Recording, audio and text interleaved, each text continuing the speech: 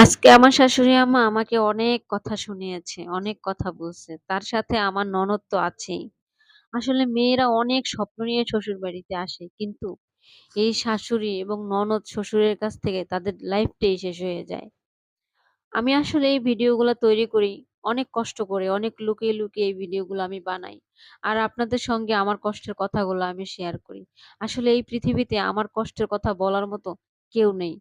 আমি যে মানুষটাকে ভালোবেসে বিয়ে করেছি, যাকে নিয়ে আমি এত স্বপ্ন দেখেছি, যার জন্য আমি এত স্যাক্রিফাইস করছি, যেই মানুষটার জন্য আমি আমার ফ্যামিলির সবার বিরুদ্ধে গিয়ে আমি তাকে বিয়ে করেছি। যে মানুষটা আমার বিয়ের পরে ২ বছর তার হাতে কোনো টাকা ছিল না। তার চলার মতো কোনো পয়সা ছিল না।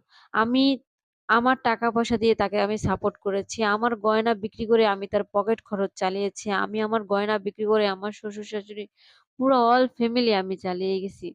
কিন্তু দিন শেষে আজকে আমি নিঃস্ব। আজকে আমি নিঃস্ব বলে আজকে আমার বিন্দু পরিমাণ আমি কারো কাছ থেকে গালাগালি ছাড়া, বকা ছাড়া, কপাল ঘষা ছাড়া কোনো কিছুই তাদের কাছ থেকে আমি পাই না।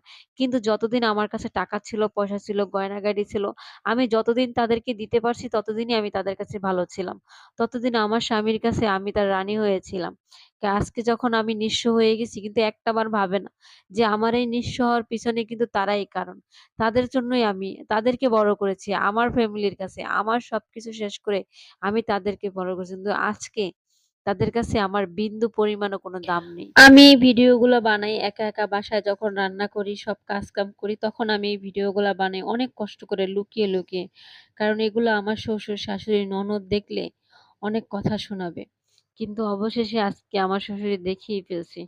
দেখে আমাকে অনেক কথা শুনাইছে। বলছে আমি নাকি ভিডিও কলে কাকে নাকি অনেক নোংরা ধরনের কথা বলছে।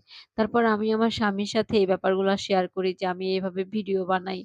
এভাবে আমি Facebook এ ভিডিও আপলোড করি। তার জন্য আমার হাসব্যান্ড আমাকে অনেক কথা বলছে যে, "ফোন চালানো যাবে না। ফোন চালিয়ে কি করবা? আর মেয়ে মানুষের কিসের কি?"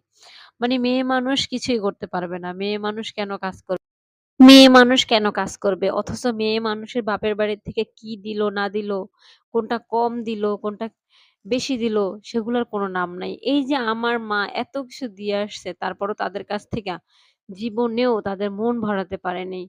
ওই বিপরীতে কথায়, কথায় শোনাবি, খাইতে বসো, ঘুমাইতে যাও, যেখানেই যাও বলবে কি দিছে, কি দিছে, কি দিছে। তাদের মানে শ্বশুরবাড়ির মানুষকে যদি তুমি এই দুনিয়ার বস্তুটাও আইনা দাও তারপরও তাদের তুমি মন ভরাতে পারবে না। আর এই কথাগুলো হচ্ছে আমার নিজের জীবনের গল্প। আমি কারো গল্প না। আমার নিজের জীবনের সাথে যেগুলো ঘটে